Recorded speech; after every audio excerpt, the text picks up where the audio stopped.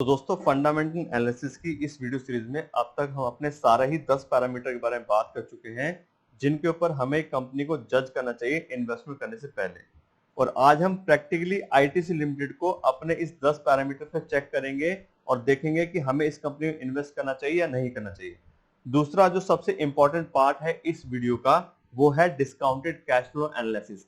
आज हम discounted cash flow analysis करना भी सीखेंगे कि मान लीजिए कोई कंपनी हमें अच्छी लगती है, सारे पैरामीटर से आपसे हमें ठीक लगती है और अब हम उस कंपनी में इन्वेस्ट करना चाहते हैं, तो किस प्राइस या किस वैल्यूएशन पे हमें उस कंपनी में इन्वेस्ट करना चाहिए जिससे कि हमारा रिस्क कम से कम रह सके और रिवॉर्ड हमें ज्यादा से ज्यादा मिल सके। तो वो भी आज हम करना सीखेंगे। तो चलिए शुरू करते हैं। तो जैसा कि आपको याद होगा कि किसी भी कंपनी को एनालाइज करने के लिए हमने सबसे पहला पैरामीटर देखा था मोट। मोट यानी कि कॉम्पिटिटिव एडवांटेज, जिसके थ्रू कंपनी अपने बिजनेस को अपने कॉम्पिटिटर से बचा के रखती है और अपने प्रॉफिट और मार्केट शेयर को मेंटेन करती है। जिसके लिए हमने देखा था कि कंपनी के पास में लो कॉस्ट प्रोडक्ट्स होने चाहिए, कंपनी के पास ब्रांड होना चाहिए, अच्छा डिस्ट्रीब्यूशन नेटवर्क होना चाहिए और कुछ टेस्ट वाली, अगर खाने पीने वाली चीजें हो तो बहुत ही अच्छी बात है। तो उसी के लिए आज हम आईटीसी लिमिटेड को देखेंगे और सारे पैरामीटर से जज करेंगे। तो सबसे पहले हम बात करते हैं आईटीसी के बिजनेस मॉडल की, जिससे हमें सारी चीजें पता लग सके। तो अगर हम बात करें कंपनी की, तो आईटीसी इंडिया में सिगरेट की सबसे बड़ी कंपनी है जो सिगरेट मैन्युफैक्चर भी करते हैं और सेल भी करते हैं। उसके अलावा अगर हम टोटल कंपनी का जो बिजनेस प्रोफाइल है वो देखें तो उसके हिसाब से कंपनी के पास में 5 सेगमेंट आते हैं मेनली। पहला है एफएमसीजी सिगरेट्स, दूसरा है एफएमसीजी अदर्स जिसके अंदर इसके फूड के आइटम आते हैं और पर्सनल केयर के आइटम्स आते हैं।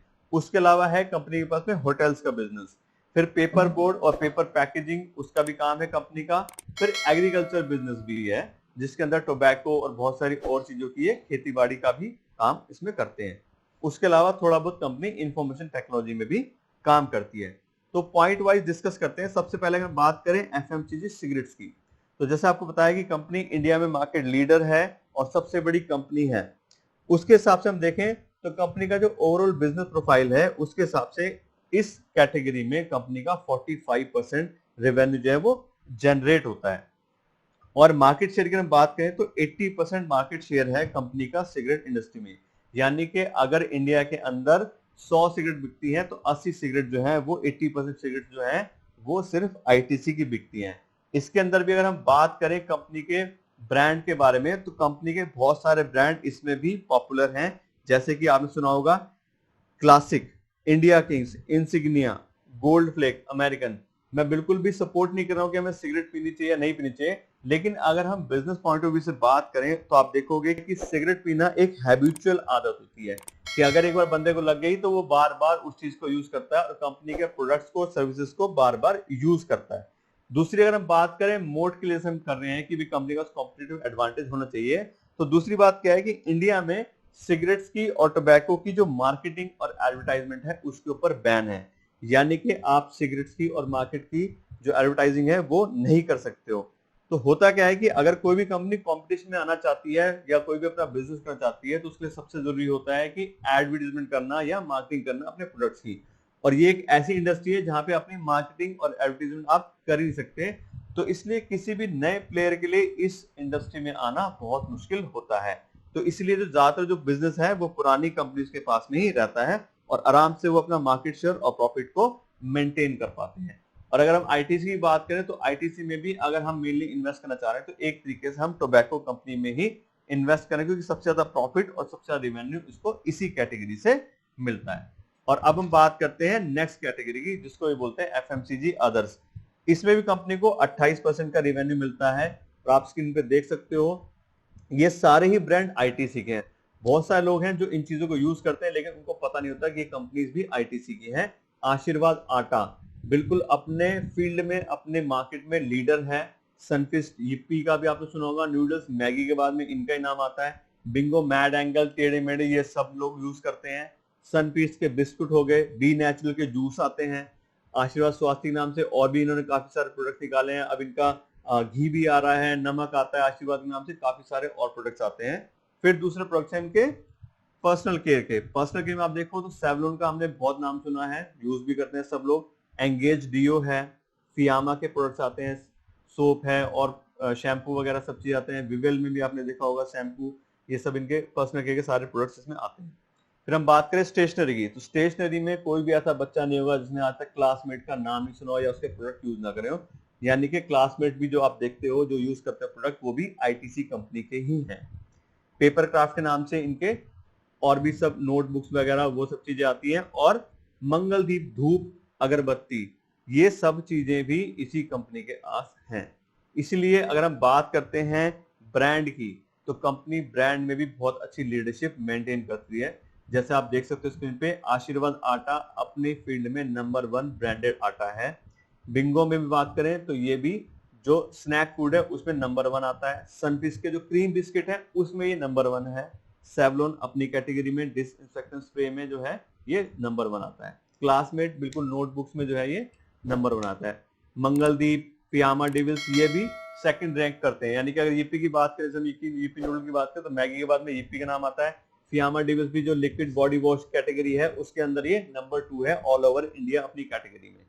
मंगलदीप अगरबत्ती की बात करें तो ये भी नंबर 2 रैंक होल्ड करता है, और धूप सेगमेंट में ये भी नंबर 1 आता है। एंगेज में, डिओड्रेंट में ये भी नंबर 2 पे है। तो यानी कि अगर हम अब तक ओवरऑल कंपनी की प्रोफाइल के बारे में बात करें तो एक तो मेन सिगरेट बिजनेस हो गया जो हैबिचुअल है, जहां पे कोई मार्केटिंग नहीं कर सकता, तो वहां पे एक बहुत बड़ा जो मोट है, स्ट्रॉन्ग मोट कंपनी का बनता है। उसके बाद में जो कंपनी के फूड प्रोडक्ट्स हैं वो भी काफी अच्छे चलते हैं। ब्रांड ऐसे ही नहीं बन जाता, कंपनी के प्रोडक्ट्स बिकते हैं, सब चीजें हैं, उसी हिसाब से सारी चीजें काम होते हैं। अगला अगर हम बात करें तो कंपनी के पास में होटल्स का भी बिजनेस है। टोटल कंपनी के पास 108 होटल हैं अलग अलग लोकेशन पे, लेकिन यहां से अभी रेवेन्यू काफी कम आता है कंपनी को। उसके बाद में बात करें तो अगला कंपनी का जो बिजनेस है वो है एग्रीकल्चर बिजनेस, जिसके हम बात करें तो इंडिया के अंदर आईटीसी सेकंड लार्जेस्ट एक्सपोर्टर है। मेनली ये फूड ग्रेन्स और उसके बाद marine products, process foods, coffee, ये सारी चीजें यहाँ से एक्सपोर्ट करते हैं। और अगर हम बात करें टोबैको की, तो इसमें भी इंडिया के अंदर लार्जेस्ट टोबैको एक्सपोर्टर है ये आईटीसी कंपनी, और वर्ल्ड के अंदर इनका 5th रैंक आता है एक्सपोर्टर्स के अंदर। तो वो भी इनका काफी अच्छा बिजनेस है, इसके अंदर टोबैको लीव्स को ये एक्सपोर्ट भी करते हैं। उसके बाद में जो अगला कंपनी का बिजनेस है वो है पेपर बोर्ड और पैकेजिंग मटेरियल बनाना। इसको ये अपने बिजनेस के लिए भी यूज करते हैं और बाकी लोगों को भी बेचते हैं। तो ये भी इनका काफी एक अच्छा एक बिजनेस है, इसमें आपको ऑलमोस्ट 10% रेवेन्यू मिलता है। और अगर इसमें भी हम लीडरशिप की बात करें तो जो वैल्यू एडेड पेपर बोर्ड्स होते हैं वीएपी सेगमेंट, उसके अंदर भी ये मार्केट लीडर है। तो इस तरह हम देखें कि 5 जो कैटेगरीज हैं, ऑलमोस्ट हर एक कैटेगरीज में कंपनी के पास अच्छा एक बिजनेस मॉडल है, सब चीजें कंपनी की अच्छी हैं। अगर आप चाहो तो दोबारा एक बार रिकैप कर सकते हैं हम। ये देखिए, इसमें सारे फूड्स की हम बात कर रहे हैं, तो फूड के आइटम भी हम यूज करते हैं, इनके स्टेशनरी है, मैच बॉक्सेस हैं एम के, और होम लाइट के आपने देखा होगा माचिस, वो भी सब इसी कंपनी के है। तो इन सबको प्रोडक्ट्स को देखते हुए और रिवेन्यू और इनकी चीजों को देखते हुए बिल्कुल कह सकते हैं कि हाँ, कंपनी के पास में एक स्ट्रॉन्ग मोट है। तो पहले पैरामीटर के हिसाब से कंपनी हमारी बिल्कुल ओके है, इसको हम कह सकते हैं कि स्ट्रॉन्ग मोट है। और बाकी के जो हमने पैरामीटर बात की थी जिसमें की रेशियोज डिस्कस करते हैं, उसके लिए हम चलते हैं हमारी जो वेबसाइट थी screener.in, और उस पर जाके हम आईटीसी के सारे बाकी के रेशियोज चेक करते हैं। तो दोस्तों, अब तक की वीडियो में हमने देख लिया कि हाँ, कंपनी के अंदर मोट है। आईटीसी लिमिटेड को हमने आज चेक करने के लिए किया था, और अब हम आ गए हैं screener.in पे, और इसके ऊपर हम अपने जो पैरामीटर्स हैं उसको चेक करेंगे। तो इस तरह से आपने screener.in खोल लेना है, उसको हम सर्च करेंगे आईटीसी लिमिटेड। आईटीसी लिमिटेड हमारे सामने आ गई है। अब हमने सबसे पहले जो हमारा अगला पैरामीटर था वो था P/E रेशो, जिसके थ्रू हम चेक करते हैं कि प्राइस और अर्निंग के बीच में जो रेशो है वो क्या चल रहा है। तो अगर हम यहाँ पे चेक करते हैं आईटीसी लिमिटेड का P/E रेशो, तो आप देखते हो ये 18.5 आ रहा है आज की डेट में। तो जो हमने चेक किया था, जो हमने डिसाइड किया था पैरामीटर, वो था 15, कि अगर हम किसी कंपनी में इन्वेस्ट करना चाह रहे हैं तो उसका P/E रेशो होना चाहिए 15 या उससे कम। तो आज अगर हम इसकी बात करें तो 18.5 ये आ रहा है, तो थोड़ा सा हायर साइड पे है।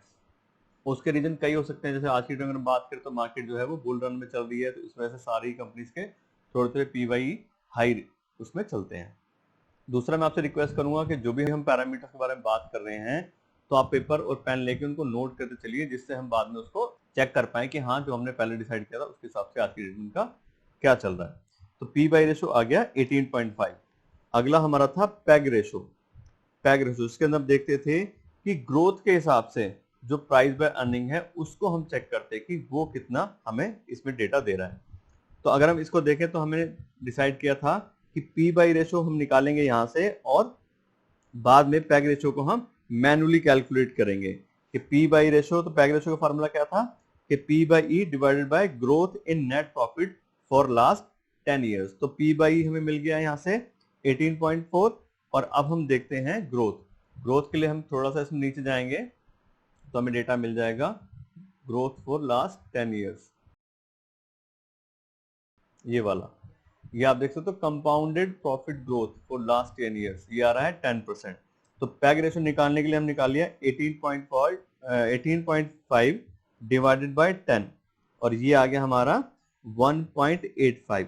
अब इसकी भी बात करें तो जो हमने रेंज देखी थी वो होनी चाहिए 1.4 से नीचे और ये आ रही है 1.8, थोड़ी सी हायर साइड पे आ रही है। इसका वो रीजन है क्योंकि पी बाई रेशो ज्यादा है, इस वजह से थोड़ा सा पैग रेशो भी हमें इसमें ज्यादा दिखाई दे रहा है।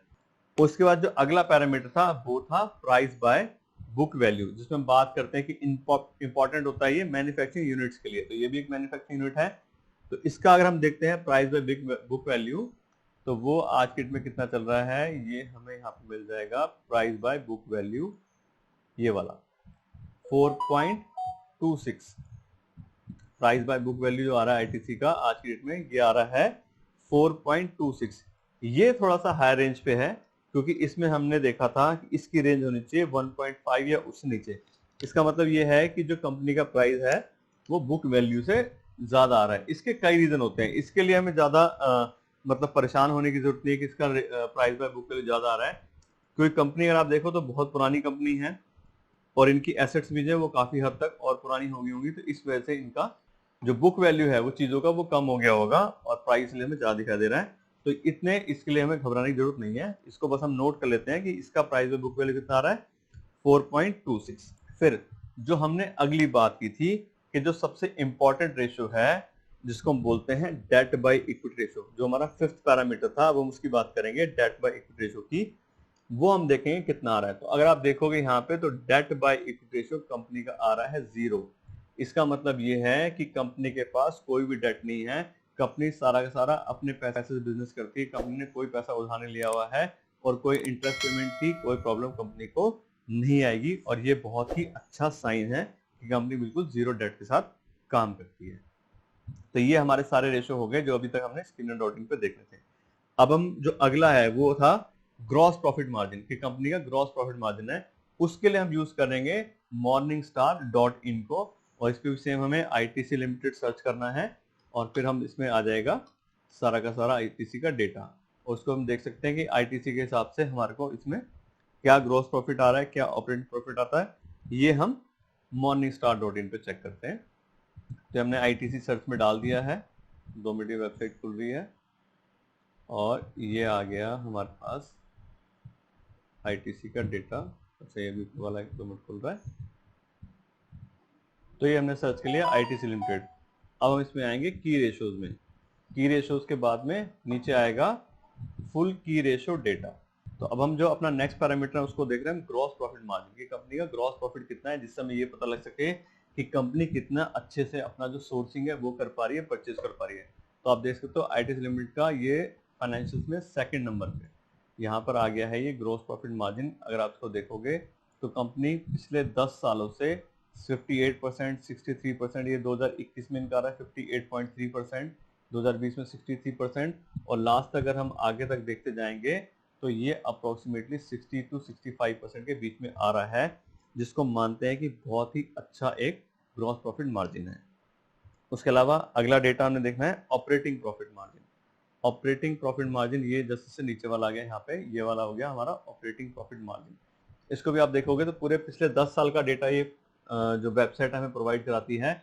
अगर हम करंट की बात करें 2021 की तो यहाँ पे ये 31% आ रहा है और लगातार हम पिछले अगर सालों को देखेंगे तो 30 से 35% के बीच में ही ये डेटा हमेशा रहा है। यानी कंपनी के ऑपरेटिंग प्रॉफिट मार्जिन जो है वो भी काफी अच्छे हैं, जिसकी हम बात करते हैं कि भाई ठीक है बाकी सब चीजें ठीक है, लेकिन कंपनी के जो अपने मार्जिन हैं जिसके थ्रू कंपनी अपना बिजनेस रन करती है वो सारे खर्चे भी उसने डाल दिए हैं। ग्रॉस प्रॉफिट मार्जिन में हम चेक कर लिया, ऑपरेटिंग प्रॉफिट मार्जिन चेक कर लिया, वो दोनों ही प्रॉफिट काफी अच्छे हैं। उसके अलावा हमने फाइनेंसिंग के लिए एक और ऑलरेडी देख लिया है, डेट बाय इक्विटी रेशो, जिसके अंदर कंपनी को इंटरेस्ट पे करना ही नहीं है। तो इसी की वजह से क्या होता है, कंपनी का नेट प्रॉफिट भी इंक्रीज हो जाता है। तो 2 रेशो हमने देख लिए वापस से इस पे। तो अगला जो हमारा जो पैरामीटर था वो था इंटरेस्ट कवरेज रेशो, कि कंपनी के पास जो अर्निंग्स आ रही है उसके अगेंस्ट कंपनी कितना इंटरेस्ट पे कर रही है। और कंपनी को अगर बाई चांस कभी अर्निंग्स कम हो और इंटरेस्ट ज्यादा हो तो कंपनी को प्रॉब्लम हो सकती है, तो वो भी हम इस पे चेक करेंगे। तो इसका जो हमारे पास था पैरामीटर वो था कि कंपनी के पास कम से कम 4 गुना अर्निंग होनी चाहिए उसके इंटरेस्ट कवरेज के लिए। अब यहाँ अगर हम देखते हैं screener.in पे वापस से हम आते हैं, तो इंटरेस्ट कवरेज रेशो हमें यहाँ दिखा रहा है 499, यानी कि लगभग 500 गुना पैसा उनके पास है जिससे वो अपना इंटरेस्ट पे कर सकते हैं। वो क्यों है? क्योंकि कंपनी का ऑलरेडी अगर हम देखें तो डेट बाय इक्विटी रेशो 0, यानी कंपनी ने डेट ज्यादा लिया ही नहीं हुआ है, कोई डेट कंपनी में है ही नहीं, इसलिए वो सारा का सारा इंटरेस्ट कवरेज रेशो इतना ज्यादा दिखा रहा है। लेकिन फिर भी अगर हम किसी और कंपनी को जज करते हैं इस पैरामीटर के ऊपर, तो उसके लिए कम से कम 4 टाइम्स उसके पास में इंटरेस्ट कवरेज रेशो होना चाहिए। तो इस पैरामीटर के ऊपर भी कंपनी हमें बिल्कुल अच्छी मिलती है। नेक्स्ट था हमारा रिटर्न ऑन इक्विटी, कि कंपनी ने जो पैसा अपने इन्वेस्टर से लिया हुआ है उसके ऊपर कंपनी कितना अच्छे से रिटर्न जनरेट कर पा रही है। तो उसको आप देखोगे तो यहाँ पे हमारे पास आ रहा है रिटर्न ऑन इक्विटी 21%, जो कि हमने पैरामीटर्स के टाइम पे डिसाइड किया था कि हमें कम से कम 15% रिटर्न ऑन इक्विटी चाहिए, तभी हम किसी कंपनी में इन्वेस्ट करने के लिए सोचेंगे। तो उस पैरामीटर के हिसाब से भी ये काफी अच्छी कंपनी जा रही है। तो शुरू में हमने 2-3 पैरामीटर्स में देखा था कि थोड़ी सी प्राइस बाय बुक वैल्यू ज्यादा थी, थोड़ा पी बाई रेशो ज्यादा था। अदरवाइज बाकी के जो पैरामीटर्स हैं, जैसे हम डेट बाय इक्विटी रेशो की बात करें तो वो बिल्कुल जीरो है, कंपनी में कोई डेट नहीं है। ग्रॉस प्रॉफिट मार्जिन लगभग 60-65% का कंपनी के पास है। ऑपरेटिंग प्रॉफिट मार्जिन भी 35% के आसपास जा रहा है। इंटरेस्ट कवरेज रेशो अपने आप ही इंक्रीज होगा क्योंकि डेट कंपनी के पास है ही नहीं। रिटर्न ऑन इक्विटी की बात करें तो रिटर्न ऑन इक्विटी भी हमें यहाँ पे 21% दिखाई दे रहा है, जो कि 15% के आसपास हम चाहते ही होना चाहिए। तो अभी तक के जो सारे पैरामीटर्स हैं वो अभी सही चल रहे हैं। अब हमारा जो लास्ट टॉपिक था वो था फ्री कैश फ्लो। कंपनी के पास में फ्री कैश फ्लो कितना अवेलेबल है, उसके ऊपर हम डिसाइड करेंगे कि कंपनी की वैल्यूएशन, और वो हमें बिल्कुल चाहिए, क्योंकि नेट प्रॉफिट में कई बार दिक्कत हो जाती है कि कंपनी को प्रॉफिट तो हो गया लेकिन वो एक्चुअली कैश उनको रिसीव हुआ या नहीं हुआ, या कंपनी ने रिसीव भी कर लिया अगर कैश तो हो सकता है वापस उनको री इन्वेस्ट करना पड़ जाए अपने बिजनेस को ग्रो करने के लिए। तो अगर हमें कोई ऐसी कंपनी मिलती है जिसमें फ्री कैश फ्लो अवेलेबल है, तो उसका मतलब होता है कि कंपनी अपने खर्चे भी सारे कर पा रही है और उनके पास पैसा बचता है जो वो डिविडेंड के थ्रू पे कर सकते हैं अपने ओनर्स को, जिसको हम ओनर्स मनी मानते हैं। तो यहाँ पे हम आ जाते हैं फ्री कैश फ्लो, ये हम देखेंगे morningstar.com पे। तो ये जो फ्री कैश फ्लो है यहाँ पे आप देख सकते हो 2021 का जो अभी तक का डेटा है उसके हिसाब से कंपनी के पास लगभग 107,000 मिलियन का जो है वो already free cash flow available है। 2020 में कंपनी के पास 122,000 मिलियंस का, यहाँ पे मिलियंस में दिया हुआ ये वाला डेटा हमारा सारा, मिलियंस में जो कैश है वो अवेलेबल है। तो इसका मतलब हम देखते हैं कि अब तक के सारे पैरामीटर्स में कंपनी काफी स्ट्रॉन्ग पोजीशन में है, कंपनी के पास कैश फ्लो अवेलेबल है। और पिछले पूरे 10 साल में आप देख सकते हो हमेशा से ही कंपनी के पास में कैश फ्लो अवेलेबल हुआ है, हमेशा रहा है। इसका मतलब ये है कि कंपनी के पास चाहे अप आए डाउन आए कुछ भी आए, कंपनी ने अपनी प्रॉफिटेबिलिटी और अपने कैश फ्लोज को, सब चीजों को अच्छे से मेंटेन करा है। तो अभी तक के सारे रेशो हिसाब से काफी स्ट्रॉन्ग कंपनी ये निकलती है। तो जैसा कि हमने बात की थी कि हमने पैरामीटर तो सारे चेक कर लिए, कंपनी हमें ठीक लग रही है। अब अगर हम इस कंपनी में इन्वेस्ट करना चाह रहे हैं तो उसके लिए हम किस वैल्यूएशन पे या किस शेयर प्राइस पे इन्वेस्ट करेंगे, अब हमें अगला वो डिसाइड करना है। और उसके लिए यूज करेंगे हम डिस्काउंटेड कैश फ्लो एनालिसिस। और अब इसके आगे के उसमें हम सीखेंगे कि डिस्काउंटेड कैश फ्लो एनालिसिस क्या होता है। और अब हम सीखेंगे डिस्काउंटेड कैश फ्लो एनालिसिस करना, जिसमें हम किसी भी कंपनी को उसके फ्री कैश फ्लो के ऊपर वैल्यू करते हैं कि कंपनी अगर हमें इतना पैसा कमा के देती है तो उस पूरी कंपनी को हमें किस प्राइस या वैल्यूएशन में खरीदना चाहिए। डिस्काउंटेड कैश फ्लो एनालिसिस के थ्रू हम एक शेयर का प्राइस नहीं बल्कि पूरी ही कंपनी की वैल्यू निकालते हैं कि टोटल कंपनी को खरीदने के लिए कितने पैसे देने पड़ेंगे। तो जैसा कि हमने पहले ही बात की थी कि कंपनी को हम उसके फ्री कैश फ्लो पर वैल्यू करेंगे, तो उसके लिए हम लेंगे फ्री कैश वैल्यू को लास्ट 3 इयर्स की एवरेज वैल्यू। जैसे हम आईटीसी की बात करें तो आईटीसी का 2021 में जो कैश फ्लो था वो था 106,905 मिलियन, यानी कि 1,06,905 मिलियन। 2020 का जो फ्री कैश फ्लो था वो था 94,142 मिलियन और 2019 में था 1,02,912 मिलियन और हमने 3 साल का इनका एवरेज निकाल लिया तो ये हमारा आ गया 1,01,320 मिलियन। तो अब हम आईटीसी को इस हिसाब से वैल्यू करेंगे कि अगर हमें हर साल 1,01,320 मिलियन रुपए कमाने हैं तो हमें कितना पैसा इन्वेस्ट करना पड़ेगा। जैसा कि बैंक में होता है कि बैंक में अगर मान लीजिए हमें 7,000 रुपए जो है महीना कमाने हैं और 7% हमें बैंक जो है वो इंटरेस्ट पे करता है तो हमें उसके लिए 1 लाख रुपए इन्वेस्ट करने पड़ेंगे, तब हमें बैंक उसके ऊपर हमें 1 लाख रुपए के ऊपर 7,000 रुपए का साल का ब्याज देगा। इसी तरह से अगर हमें 1,01,320 मिलियन कमाने हैं तो हमें कितने पैसे इन्वेस्ट करने पड़ेंगे इस फ्री कैश फ्लो के थ्रू और इस डिस्काउंटेड कैश फ्लो एनालिसिस के थ्रू हम लोग ये चीज निकालने की कोशिश करेंगे। तो अब अगर हम बैंक की बात करें तो बैंक का इंटरेस्ट होता है फिक्स, यानी कि 7% मतलब तो 7% वो फिक्स ही रहेगा और इसको बोलते हैं present value of constant perpetuity. इसका फॉर्मूला होता है कि present value of constant perpetuity equals to PMT divided by rate. PMT का मतलब है पेमेंट्स, कि जो साल दर साल हमें पेमेंट्स मिलेंगी वो और किस रेट से वो मिल रही है उसको अगर हम डिवाइड कर देते हैं तो अमाउंट जो हमें निकल के आता है, जैसे इसके केस में आप देखोगे कि अगर 1,01,320 रुपए 320 मिलियन अगर हमें बैंक में 7% के रेट पे हम इन्वेस्ट करके कमाना चाहते हैं तो उसके लिए हमें 14,47,429 मिलियन रुपीज जो है वो इन्वेस्ट करने पड़ेंगे और फिर ये 1,01,320 रुपए हमें हर साल मिलते रहेंगे। अब क्योंकि ये बैंक की बात हो रही है तो बैंक में पैसा कैसे मिलता है हमें, फिक्स इंटरेस्ट, तो ये हर साल फिक्स रहेगा। लेकिन अगर हम किसी कंपनी में इन्वेस्ट करते हैं तो कंपनी में इन्वेस्ट करने मतलब क्या होता है कि कंपनी की अर्निंग्स भी बढ़ेंगी, कंपनी के प्रॉफिट्स भी बढ़ेंगे और कंपनी का फ्री कैश फ्लो भी बढ़ेगा। उसको कैलकुलेट करने के लिए जो फॉर्मूला हम यूज करते हैं उसको बोलते हैं हम present value of growing perpetuity, यानी कि ये हर साल ग्रो हो सकता है। तो उसके हिसाब से जो फॉर्मूला बनता है वो बनता है PMT divided by R minus G. तो पीएमटी का मतलब हो गया पेमेंट्स और आर का मतलब होगा रेट ऑफ रिटर्न। जैसे हम पहले बात करते कि बैंक के केस में 7% हमें मिलता है और 7% ही यहाँ पे हम मानते हैं और ग्रोथ हम उसमें से माइनस कर देते हैं, यानी कि जिस परसेंटेज से हम मानते हैं कि कंपनी हर साल ग्रो करेगी उस परसेंटेज को हम इसमें से माइनस कर देते हैं। जैसे अगर हम बात करें आज की डेट में तो जो ओवरऑल वर्ल्ड की इकोनॉमी है उसके अंदर जो हर साल की ग्रोथ होती है वो होती है 5% की। जैसे अब कोई कंपनी हो सकता है 10% के रेट से ग्रो कर रही है आज की डेट में, कोई 5% से, कोई 4% से, लेकिन अब सबका हम अगर ओवरऑल एवरेज निकालें तो सारी कंपनियां ओवरऑल इकोनॉमी में जो है वो 5% से ही ग्रो करती हैं। तो इसलिए यहां पे हम ले रहे हैं ग्रोथ रेट 5% और इसका जो फॉर्मूला बना कि अगर 1,01,320 मिलियन रुपीज जो आईटीसी हमें कमा के दे रही है वो हर साल इंक्रीज होते रहेंगे 5% के हिसाब से, कंपनी ग्रोथ के हिसाब से, तो उसका फॉर्मूला बन गया 101,302 डिवाइडेड बाय 7% माइनस 5%। और अगली लाइन में हमने इसको लिख लिया 0.7 माइनस 0.5 और फाइनली ये बन गया है 101,302 डिवाइडेड बाय 0.2। और अब जो ये वैल्यू निकल के आ रही है जो आप देख रहे हो स्क्रीन पे, ये आ रही है हमारी 50,66,000 मिलियन। ये जो अब हमारी वैल्यू निकली है ये इस कंपनी की फेयर वैल्यू है। इसका मतलब ये है कि अगर हम इस कंपनी में इतना पैसा इन्वेस्ट करते हैं तो 1,01,000 रुपए 1,01,320 मिलियन रुपीस हमें मिलेंगे जो कि आने वाले टाइम में 5% के अमाउंट से वो ग्रो होते रहेंगे।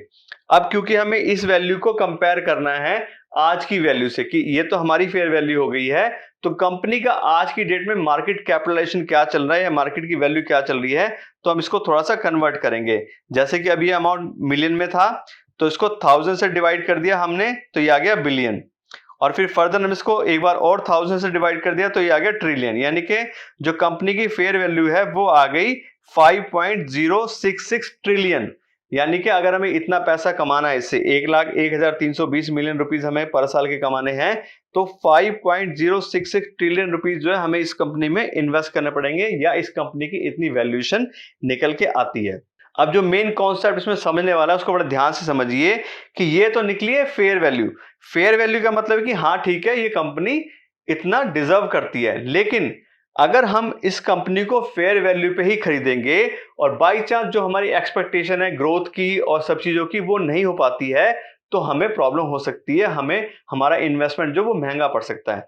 इसलिए हमें जो भी कंपनी खरीदनी है वो फेयर वैल्यू का 50%, जिसको हम बोलते हैं मार्जिन ऑफ सेफ्टी, उसके ऊपर खरीदनी है। वॉरेन बफेट सर हमेशा यही सिखाते हैं कि अपना जो रिस्क है अगर हम उसको कम से कम रखना चाहते हैं तो पहले हमें सस्ते में ही चीजें खरीदनी है, और उसी का जो फॉर्मूला है उसको वो बोलते हैं मार्जिन ऑफ सेफ्टी।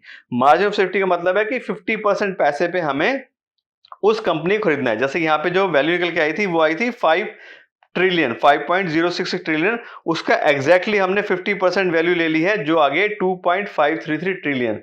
तो आईटीसी कंपनी अच्छी है, प्रॉफिट भी आ रहा है, इसके अंदर मोड भी है, सब चीजें हैं, लेकिन फिर भी कंपनी हमें जब भी खरीदनी है या कंपनी में जो भी इन्वेस्ट हम करना चाह रहे हैं पैसा, चाहे वो 1 लाख है, चाहे वो 1 करोड़ है, चाहे वो जितना भी है, हमें उसको मार्जिन ऑफ सेफ्टी पे ही खरीदना है। तो जो मार्जिन ऑफ सेफ्टी की वैल्यू निकल के आई वो आई 2.533 ट्रिलियन। अब हम वापिस से जाएंगे screener.in पे और वहां जाके चेक करेंगे कि कंपनी की जो वैल्यूएशन है वो करंट मार्केट कैप क्या आ रही है। तो ये डेटा मैंने screener.in से ऑलरेडी ले रखा है, और वहां पे जो मार्केट कैपिटलाइजेशन आ रहा है आईटीसी का वो आज की डेट में आ रहा है ये 2,60,288 करोड़। अब क्योंकि इंडियन रुपीज में करोड़ में है तो इसको वापिस से हम जो है बिलियन में और ट्रिलियन में कन्वर्ट करेंगे। तो बिलियन में कन्वर्ट करने के लिए हमने इसको 100 से डिवाइड कर लिया, तो ये आ गया बिलियन में 2602.88 बिलियन, और फिर हमने इसको 1000 से डिवाइड किया तो ये आ गया 2.6 ट्रिलियन। तो अगर हम देखते हैं कि मार्जिन ऑफ सेफ्टी के हिसाब से जो कंपनी हमें खरीदनी थी वो खरीदनी थी ये 2.5 से, और आज की डेट में उसका जो मार्केट कैपिटलाइजेशन आ रहा है वो आ रहा है 2.6 ट्रिलियन, यानी कि अप्रोक्सीमेटली हमें ये मार्जिन ऑफ सेफ्टी पे ही कंपनी मिल रही है। तो बिल्कुल हम इस कंपनी में पैसा इन्वेस्ट कर सकते हैं, बिल्कुल इन्वेस्ट करना भी चाहिए, और इसका रूल भी यही है कि जो करंट मार्केट कैपिटलाइजेशन है वो या तो मार्जिन ऑफ सेफ्टी के इक्वल होना चाहिए या उससे कम होना चाहिए, तभी हम उस कंपनी में इन्वेस्ट करेंगे। तो इससे से आप देख सकते हो कि एक एक स्टेप करके हमने सारा काम पूरा अपना करा है कि पहले हमने कंपनी को पूरा डिसाइड किया आईटीसी को कि उसके अंदर मोट है नहीं है, उसके अलावा सारे हमने उसके रेशोज देखे कि P/E क्या चल रहा है, P/B क्या चल रहा है कंपनी के अंदर, बाकी के सारे रेशो हमने चेक कर लिए पूरे पूरे 10 पैरामीटर, और फिर जब हमने फाइनल देखा कि हाँ कंपनी के अंदर फ्री कैश फ्लो भी अवेलेबल है, फिर हमने आज सीखा है इसमें आगे की चीजें कि फ्री कैश फ्लो के ऊपर हम उसको वैल्यू कैसे करेंगे। तो इस तरह से पहले हम उसका लगातार 3 साल का पिछले का फ्री कैश फ्लो का एवरेज ले लिया हमने, जो यहाँ पे ये अमाउंट आ गया 1,01,320 मिलियन। फिर हमने देखा कि अगर हम बैंक में इन्वेस्ट करते हैं तो पैसा कैसा होता है, फिक्स मिलता है हमें, लेकिन जब हम किसी कंपनी में इन्वेस्ट करते हैं तो उसके अंदर ग्रोथ होती है, उसके लिए हमें जो फॉर्मूला यूज करना पड़ता है उसको हम बोलते हैं present value of growing perpetuity, यानी कि अगर हमें इतना पैसा हर साल हमें चाहिए तो आज हमें कितना पैसा इन्वेस्ट करना पड़ेगा, उसके लिए हमने निकाली थी कंपनी की फेयर वैल्यू जो आई थी लगभग 50,66,000 मिलियन। और फिर हमने देखा कि इसके हिसाब से हमारे को जो मार्जिन ऑफ सेफ्टी का वैल्यू आ रहा है वो आ रहा है 2.5 ट्रिलियन। तो अगर हमें कंपनी 2.5 ट्रिलियन या उससे नीचे में मिलेगी तो ही हम उस कंपनी में इन्वेस्ट करेंगे, जिससे हम अपना रिस्क जो है वो अच्छे से कवर कर पाए, क्योंकि भले ही अच्छी कंपनी है लेकिन फ्यूचर का हमें नहीं पता, हो सकता है कल को प्रॉब्लम आ जाए। तो अगर पहले हम सस्ती लेंगे तभी हमें फायदा होगा। फिर उसका हमने screener.in पे देखा तो 2.6 ट्रिलियन इसकी वैल्यू आ रही है, जो बिल्कुल लगभग बराबर ही आ रही है मार्जिन सेफ्टी के। तो बिल्कुल हम सेफली जो है अपना पैसा इस कंपनी में आज की डेट में इन्वेस्ट कर सकते हैं। तो आशा करता हूं कि आपको डिस्काउंटेड कैश फ्लो एनालिसिस समझ में आया होगा, पूरा आईटीसी का जो हमने वैल्यूएशन करा है वो भी आपको समझ में आया होगा। और कोई भी अगर आपको दिक्कत होती है तो आप कमेंट करके मुझसे पूछ सकते हैं, और आपको वीडियो अगर अच्छी लगी हो तो उसको लाइक और शेयर जरूर कीजिएगा। तो आज के लिए इतना रखते हैं, थैंक यू सो मच। और आगे मैं और भी काफी सारी अच्छी कंपनीज की वैल्यूएशन की वीडियो लेके आऊंगा, तो आपसे रिक्वेस्ट है कि चैनल को सब्सक्राइब कर लीजिए और आगे आने वाली वीडियोस के थ्रू आप और भी बहुत सारी जानकारी ले सकते हैं। Thank you so much.